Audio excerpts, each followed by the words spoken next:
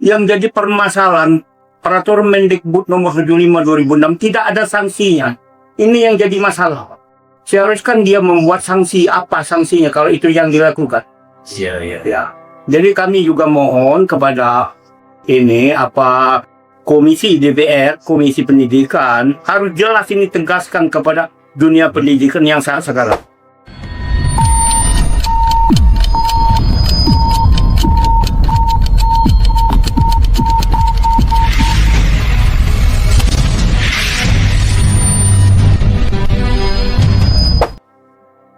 Assalamualaikum warahmatullahi wabarakatuh. Salam sejahtera untuk kita semua.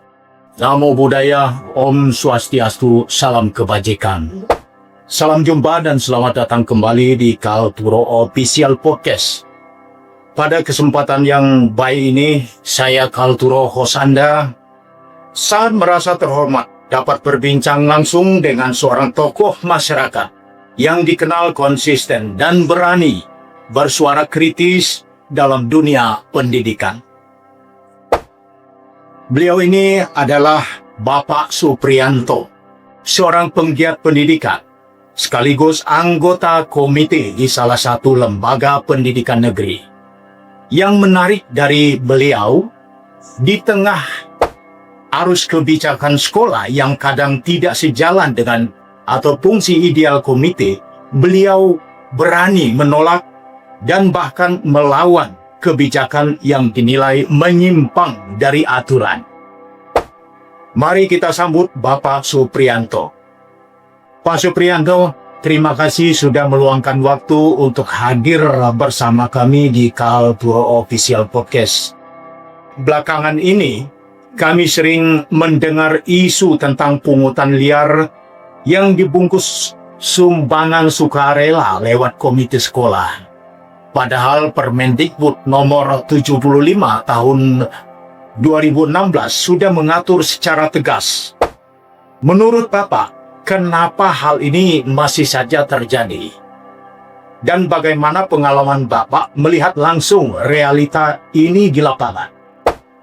Terima kasih. Saya diberikan kesempatan untuk menyampaikan hal-hal yang berapa saya temui selama saya jadi komite. Inilah yang menimbulkan akibat tidak ada kepemahaman sebagai ketua komite. Tidak belajar. Di pasal 12 jelas sekali, di huruf A, huruf B, huruf C, huruf P, menjelaskan bahwa tidak boleh melakukan pungutan kepada orang tua siswa.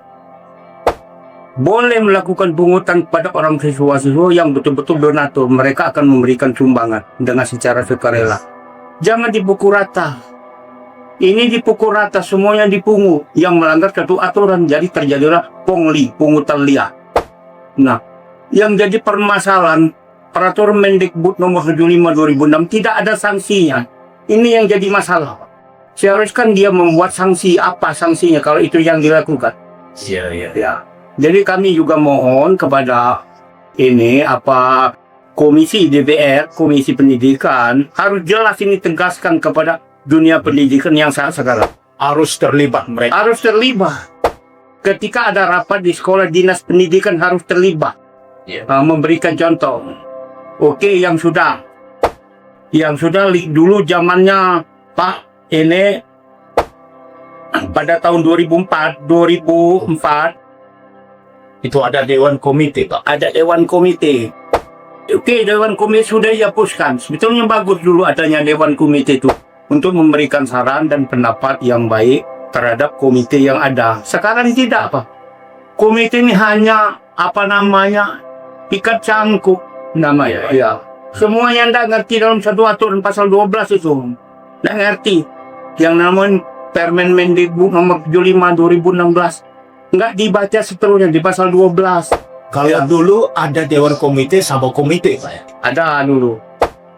Kami ditatap di SMK 6 dulu. Adanya pertemuan sebagai narasumber. Dulu saya ingat kalau nggak salah mereka itu korek dari BUI. Pak Jalaluddin. Itu yang melakukan pembinaan terhadap kami. Tahu-tahu muncul bagaimana langsung saja tembak saja. Dilaporkan juga ke Dikras Pendidikan, permasalahan tidak ada tindakan sama sekali. Dari zaman Soeharto, Menurut Bapak kenapa tidak ada tindakan? Mungkin ada yang konspirasi, kita tidak tahu juga, patut diduga itu ada konspirasi. Kenapa? Sudah jelas salah. Peraturan yang dikeluarkan oleh Mendikbud pusat langsung ke Dinas Pendidikan Provinsi Sumatera Selatan sudah dibaca, sudah dipahami di pasal 12. Jelas itu di pasal 12 itu. Kenapa dia melakukan pembiaran? Satu itu. Yang kedua, Pak, yang perlu kita cermati bersama. Seharusnya pemerintah tegas dengan masalah pendidik, ada kewajiban penuh. Satu kecamatan itu satu harusnya sekolah. Ya. Untuk mengantisipasi peluang-peluang kepala sekolah yang bermain. Bermain bermacam-macam. Bermain. Ada titipan, ada apa, dan sebagainya. Kadang-kadang saya juga nggak nyalai sekolah. Ada juga salahnya pemerintah. Nitipkan orang, nitipkan anak. Sehingga mereka tetap. Itulah terjadinya pungutan liar ini. Dampak yang besar. Contoh SMA 9. Tadi tak pernah ada pungutan. Setelah Ibu Nasria bersama Hamdani inilah yang ada pungutan. Contoh yang mungkin Bapak lihat sendiri ya? Iya, yang saya lihat sendiri. Sekolah itu tidak pernah terbangun siring. Saya minta kepada pemerintah PU Kota Palembang untuk dibangunkan siring sekolah. Dapat, alhamdulillah. Pak, saya tanya Pak, kira-kira apakah seluruh anggota komite paham nggak dengan Permen Dikbud nomor 75 tahun 2016 ini?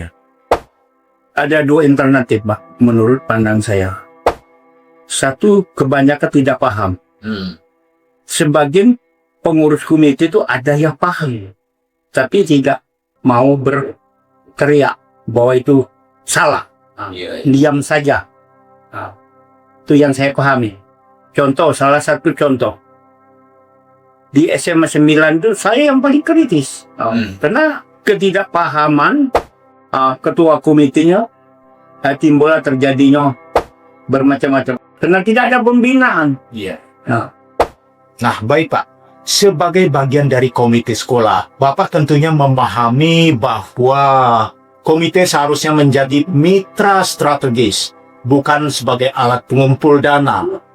Bisa Bapak jelaskan bagaimana seharusnya posisi ideal komite sekolah itu dalam membantu meningkatkan mutu pendidikan tanpa menyimpang dari aturan? Terima kasih.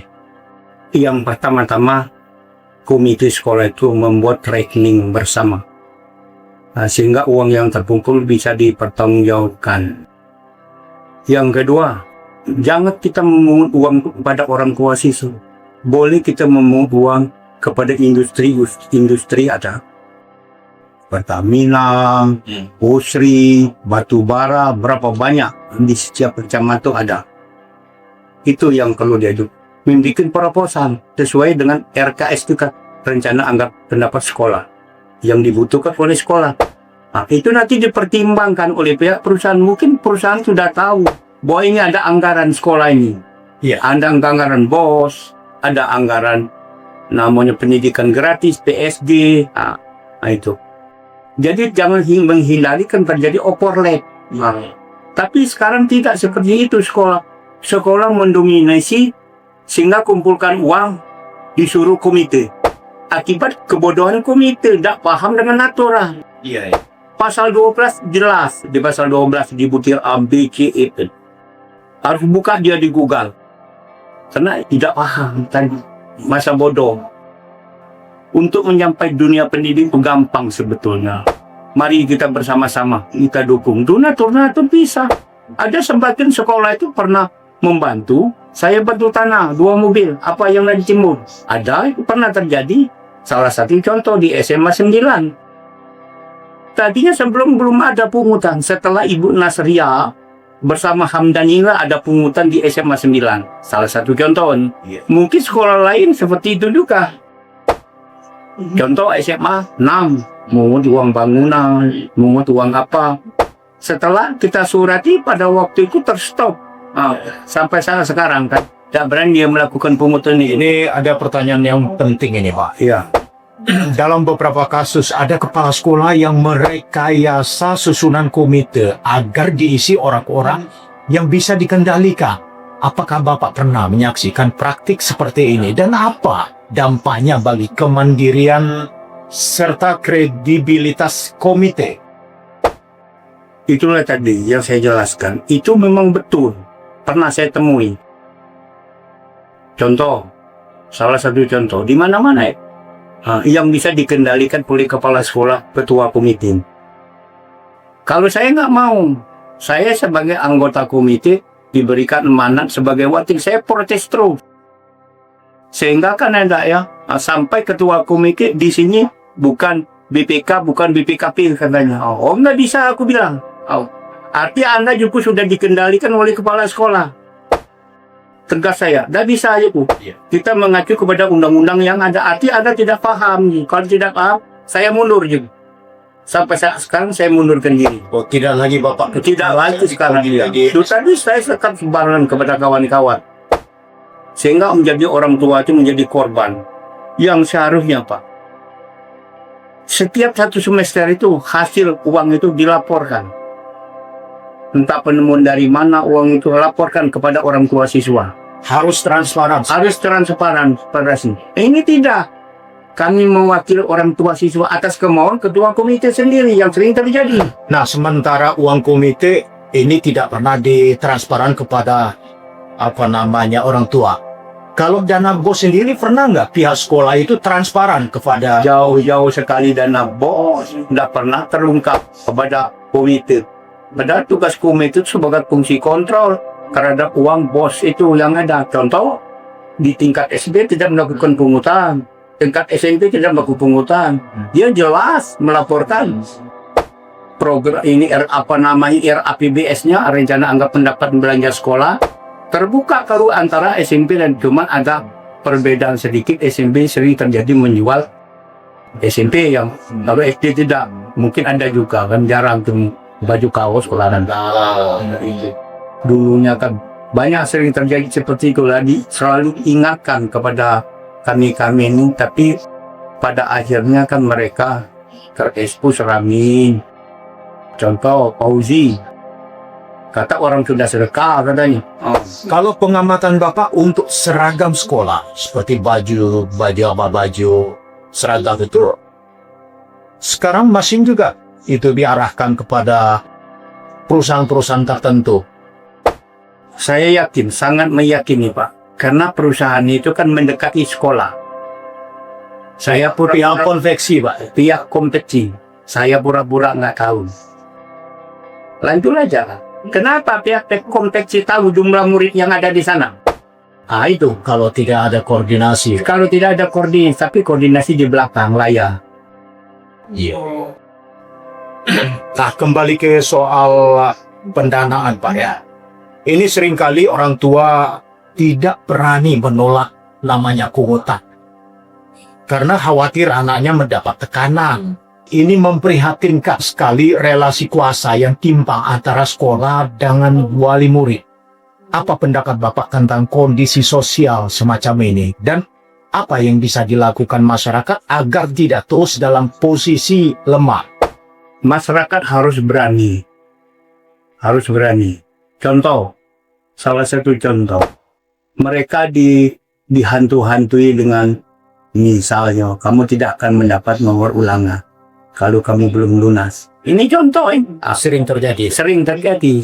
Ketika ada peneguran dari pihak komite, dia ngeles, menjawab lain.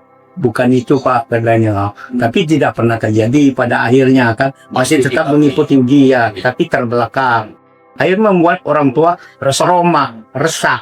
Timbul nih, mau bertanya dengan siapa, kami tidak mengerti, tidak kepahaman. Nah, yang salahnya siapa Pak? Komite yang salah. Komite ini kan diberikan keamanan, kepercayaan oleh orang tua siswa. Beri mandat. Sehingga kan didominasi oleh komite. Itu yang sering terjadi kesalahan. Setelah diekspos orang, rame-rame baru. Kenapa? Akibatnya tidak memahami dalam satu undang-undang yang ada Permen Mendikbud nomor 2016 itu. Ya. Lah jelas itu pasal-pasalnya. Masih dilakukan seperti itu. Nah, ini salah siapa? Pemerintah juga termasuk salah, Komisi Pendidikan harus memberikan tegas terhadap sekolah yang ada. Seperti DPR tadi Pak ya. Seperti DPR, Komisi Pendidikan. Padahal kan banyak anak nih butuh sekolah negeri di Kota Palembang. Rata-rata saya rasa kalau kita kumpulkan satu kecamatan tuh 3 SMP, belum swasta negeri. Bagaimana untuk menampung satu sekolah? Tidak akan, sedangkan sekolah itu kan terbatas kelasnya. Ya.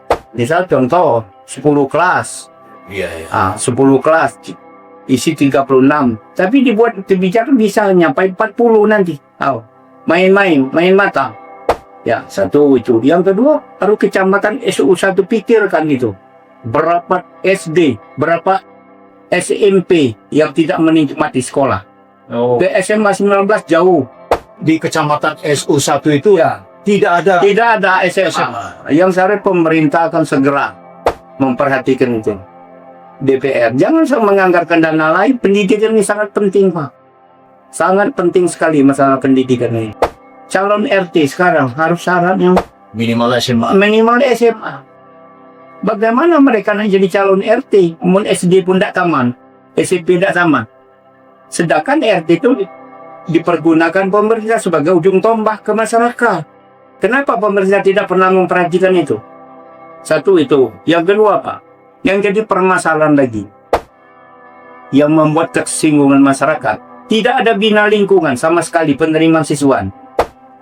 Seperti apa contohnya Pak? Ya seperti sekarang, misal contoh SMA 9 itu jalan itu dihibahkan untuk pendidikan. Tetapi lingkungan situ ada yang tidak diterima, ada yang diterima. Saya dengar itu ada juga yang punya tanah yang dihibahkan itu agak susah masuk sekolah. Susah, karena sistem itu. Fakta itu Pak. Ya, fakta. Jadi seharusnya kepala sekolah membuat suatu kebijakan untuk bina lingkungan. Saya sangat setuju namanya bina lingkungan. Saya mendapatkan pendengaran dari Pak Purwadi Kakanwil lebih dahulu. Pernah kami ditata mengatakan bina lingkungan sangat penting sekali. Bina lingkungan. Iya. Sekolah itu siapa mau mengamankannya? Nanti terjadi apa-apa? Kebakaran apa? Kecuali lingkungan sekitar. Kecuali lingkungan sekitar. Sekarang tidak ada. Jadi fungsi komite itu banyak sekali, Pak. Bukan hanya menggalang dana saja, menggalang demi keamanan sekolah juga antara tribun orang tua dan orang tua. Itu peran komite. Ini tidak bisa bahasa bodoh. Nah ini ada pula kritik bahwa Permendikbud nomor 75 tahun 2016 itu lemah dalam hal sanksi atau penegakan hukum. Seolah jika terjadi pelanggaran, tidak ada mekanisme yang jelas untuk penindakan. Nah, dari sudut pandang Bapak, apa yang seharusnya diperbaiki dari regulasi ini agar komite sekolah tidak terus jadi alat penyimpangan? Seharusnya ketika mereka melakukan penyimpangan dari pihak dinas harus memberikan satu tindakan tegas terhadap mutasikan guru itu. Ini enggak diperiksa saja oleh inspektorat, sudah periksa sudah pulang, nggak ada mutasi, pengaduan masyarakat. Sanksi berat. Nggak ada sanksi berat sama sekali pun. Kenapa? Setiap kepala sekolah itu masuk mungkin nyetor, kita tidak tahu, dipatut diduga. Iya. Iya. Mau masuk kepala sekolah SMA itu Pak, bukan mudah Pak, ratusan juta informasi yang pernah saya dengar. Untuk jadi kepala sekolah. Untuk jadi kepala sekolah ya Pak. Ya. Jadi mereka menimbulkan modal, mungkin itu. Jelas itu Pak. Iya. Ya, ini terakhir Pak Suprianto. Jika Bapak boleh memberikan pesan khusus ini kepada pemerintah, kepala sekolah ya, dan masyarakat umum, terutama orang tua siswa, apa yang ingin Bapak sampaikan ini Pak? Agar komite sekolah kembali ke fungsi mulianya, bukan sebagai beban baru bagi orang tua. Ada berapa ini kesan saya sampaikan. Yang pertama sebagai kepala sekolah. Kalau melakukan pembinaan terhadap komite yang mitra kerjasama itu, janganlah lagi mengut kepada orang tua siswa.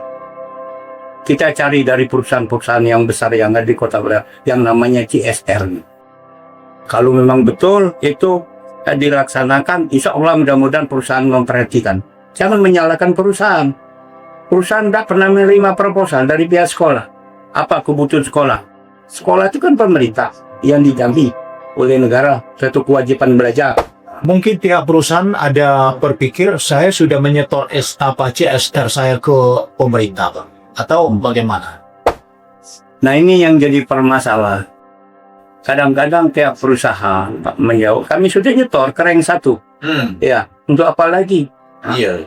Sedangkan rank 1 itu mempunyai satu kewajiban terhadap dunia pendidikan yang namanya PSD, pendidikan gratis itu. Ada dananya. Ada dananya 700 juta. Sekarang kabarnya informasi sudah nambah itu sedikit. Belum dana bocah. Nah itu saja kalau dikelola, kalikan. Sudah Pak, cukup. sudah cukup berapa jumlah siswa yang ada. Apalagi itu kurang. Nah, itu yang jadi bagus. Yang kedua, mohon kepada pemerintah, bina lingkungan sangat penting sekali. Demi untuk mengamankan sekolah itu sendiri. Menyadari dari kesenjangan sosial. Iya. Ini tidak. Banyak anak-anak tidak diterima. Tapi kalau titipan bisa diterima walaupun nilai Jalur belakang. jalur belakang. Nah yang seharusnya dikenal berapa yang tidak lulus tes, berapa yang lulus yang laporkan ke dinas. Seleksi Kabarnya yang nilai kecil bisa masuk. bisa masuk asal titipan. Itu. Miris sekali, Pak. Oh, di mana-mana Pak, setiap sekolah di mana-mana itu. Sekota Madia Palembang ini. Saya siap ditakan. Di mana? Untuk membuktikan. Untuk membuktikan ini. Saya siap. Saya sudah pelajari semua. Paling kritis adalah saya, Komite Kota Palembang ini. Oke, baik Pak Supriyanto. Terima kasih banyak atas pandangan yang jujur dan tajam ini, Pak. Semoga suara Bapak menjadi penyemangat bagi banyak orang tua dan masyarakat untuk berani bersuara. Ya, Pak ya. Siap. Dan menjaga dunia pendidikan kita dari praktik yang menyimpang. Dan untuk Anda semua, para pendengar Kalturo Official Podcast, mari kita kawal bersama transparansi, keadilan, dan integritas di dunia pendidikan. Komite sekolah adalah milik masyarakat, bukan alat kekuasaan sekolah. Tetap bersama kami di Kalturo Official Podcast, suara kritis, jernih, dan berpihak pada keadilan. Wassalamualaikum warahmatullahi wabarakatuh. Waalaikumsalam warahmatullahi wabarakatuh.